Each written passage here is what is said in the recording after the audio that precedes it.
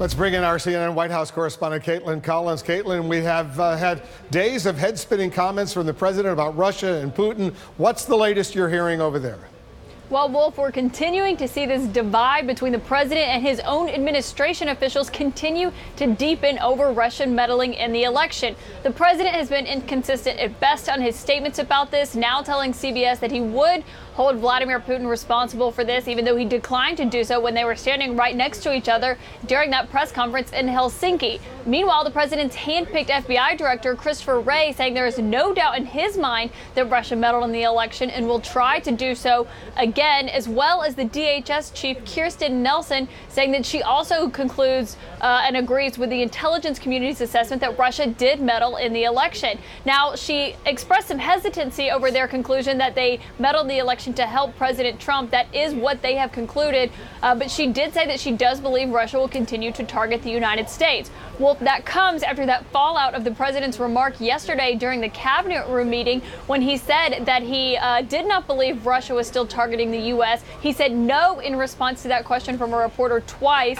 And then the White House later had to come out and clear up and say that the president was saying no to no more questions, even though he continued to answer questions after he said no, he does not believe Russia is continuing to target the U.S., something that is in complete disagreement with the U.S. intelligence community. So, Wolf, right now the president still maintaining that he is going to be tough on Vladimir Putin, but also adding he doesn't know what all the fuss is about.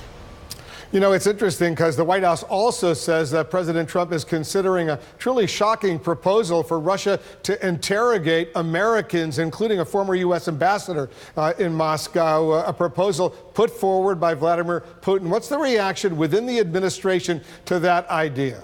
Wolf, it is an idea that the State Department is calling absurd, but that the president himself said he believed was an incredible offer from Vladimir Putin. The Russian president supposedly proposed to President Trump letting special counsel Robert Mueller question those 12 Russian military intelligence officers who were indicted for interfering in the election in exchange for Russians being able to question some American officials who they say have interfered in their affairs. Now, that is simply something that is unheard of, Wolf, but yesterday when the White House was asked about the idea of this actually happening, Sarah Sanders didn't rule it out and instead said the president is going to discuss it with his team and then they would get back to us. That is an astonishing answer, Wolf, and it just simply is something that is not likely to happen. But the idea that the White House can't just rule it out as the State Department has done, of course, the administration's State Department is just simply another confusing event regarding Russia here at the White House, Wolf. Yeah, it's truly shocking that they would even consider recommending that Mike McFaul, the former U.S. ambassador to Russia, be allowed to be questioned by the Russians. Truly shocking indeed. Caitlin, thank you very much. We have lots to discuss. Joining us right now, the staff writer for The New Yorker, Adam Mentis, a former member of President George W. Bush's National Security Council, Michael Allen, former Assistant Attorney, U.S. Assistant Attorney Kim Whaley, and our chief political correspondent, Dana Bash. Dana, let's quickly talk about this. The White House is considering allowing Mike McFaul, the former U.S. ambassador to Russia, he served for 5 years in the government, to be questioned by Putin's regime. What's that all about? I don't think it's the White House considering it. I don't think it's the administration considering it. I think it's the President of the United States not saying no. And his press secretary, because of that, not being able to say no, because she speaks for him and he's watching the press briefing. In about 45 minutes, a little under, the United States Senate is going to pass a resolution that has been proposed by the Democratic leader saying under no circumstances would or should or could a U.S. ambassador or a U.S. member of the diplomatic corps be allowed to be interrogated by Vladimir Putin or anybody in Russia. The fact that the Republican leadership is allowing, as toothless as it is, a resolution for the Congress and for the Senate to be on record saying this tells you all you need to know. You're a former assistant U.S. attorney. Have you ever seen the White House considering allowing a retired diplomat to be questioned by a hostile government? No, it's absolutely astonishing. I mean, it's beyond comprehension. And the question really now has to do with how is the system going to hold people accountable for this kind of compromised position with respect to the interests of the United States.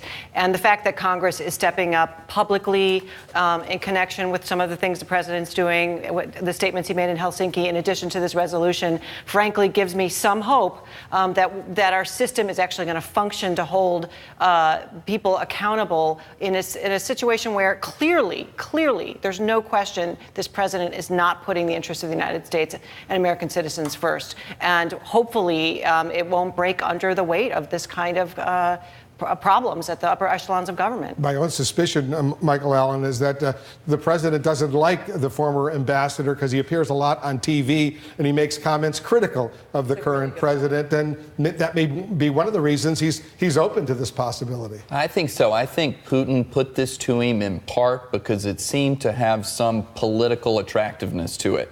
Hey, you know what? Obama's people made a mistake. Don't you want to let us question the Obama people?